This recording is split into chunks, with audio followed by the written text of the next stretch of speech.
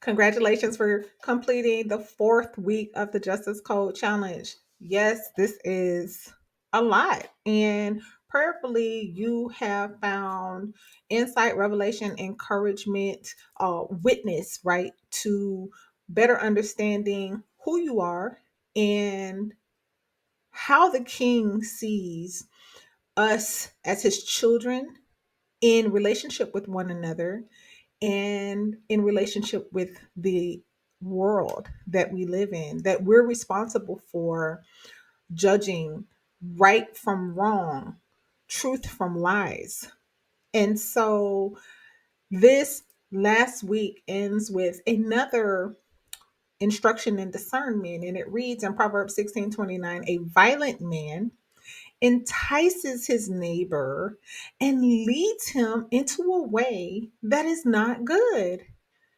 So, the question for consideration in this proverb, in this instruction of understanding the character witness, understanding who you're dealing with, how can you identify a person who operates in the spirit of murder and character assassination?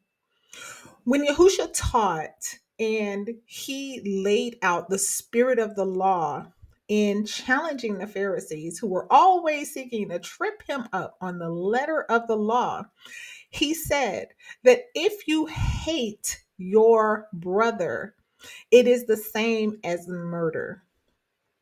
And this proverb is pointing to identifying a character witness who is an assassinator of character, someone who murders, who sheds innocent blood, who secretly hates his neighbor. The scripture is very plain in its instruction, and it tells you exactly who a person who is a character assassinator, a murderer, a murderous spirit. This is the person who hides his true motives to convince others to go down a path that he knows is going to harm them or cause them to be destroyed. This is the violent man. This is the murderous man. This is the way that you discern who this person is when dealing with understanding how much weight to give the evidence of his testimony. Is he someone who has been forthcoming about why he's here, what he's doing? Is he giving you honest and true counsel about the way that leads to life? Or is he hiding what he truly wants? Destruction, to see you dead, to see you harmed, or to get your participation in destroying someone else, to get your agreement in a murder? Is he convincing you as a sheep being led to the slaughter? These are the types of questions that we in our everyday lives should be asking ourselves. We should be praying, Father, grant me wisdom and increase my discernment that I may know the difference between good and evil, that I may discern between truth and lies. Father, reveal to me the motives of this person and why they are giving me the testimony they are giving me. Why are they sharing the information with me that they are sharing with me? Are they seeking to convince me to go down the wrong path for my harm and destruction? Or are they attempting to assist me to find the path of righteousness and the way of life?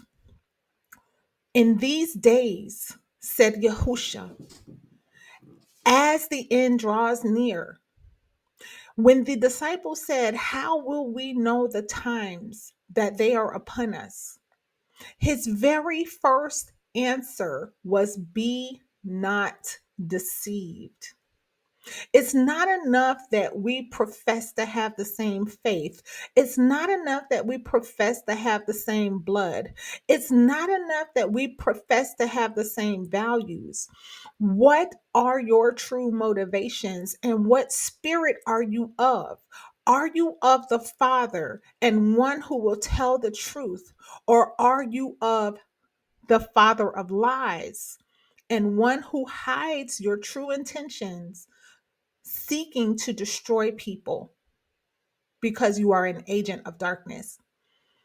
These are the ways that we must develop and have for the dark times that we're living in. And again, you speaking to someone who's always been a hopeless romantic, an ideologue, a poet. These things are very hard to practice when you want to see the best in everyone. You're the type of person who wants to give everyone the benefit of the doubt.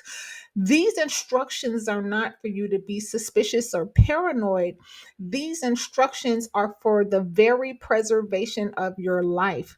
These instructions are from the 25th chapter of Matthew, the parable of the 10 virgins. It looked cold when you really think about it. The 10 virgins all woke up at the same time because they realized the times that they were in. They all woke up at the same time, right before midnight. Half of the virgins had some wisdom, the other ones were fools. When the foolish realized that they did not have enough wisdom, they did not have enough oil to light their way in the time of darkness that they were living in, they went to the wise and asked, "Can you share your oil with me? Can you let me borrow some oil?" And the way that the five wise virgins responded, it seemed cold, y'all. It seemed real cold. The five wise said, "No, because we only have enough to get to the end." Yahusha said, "He who endures to the end shall be saved." And so these instructions of wisdom, these discernment insights about the character of people, our life and death matters for the children of promise, for the chosen ones, for the five wise virgins who will make it through the darkness with the oil of wisdom in the times that we find ourselves in. Yes, it seems cold, but wisdom looks like that until wisdom is found to have endured to the end. This is not to say not to be loving, kind, any of that, because we are supposed to be kind and loving. But Yahusha also criticized the children of light. He said that the children of the world, they're more crafty than you are. They're more subtle than you are. They don't spookify and romanticize everything. You are to be wise as serpents and harmless as doves. That don't mean you be a fool. That means that you understand how to judge the character of people so that your very life may be spared by these instructions. Again, I congratulate you for completing week 4. We are almost there. 6 days left of the challenge. Woo, woo, woo. And I look forward to ministering to you in the very next day of this challenge. Be blessed.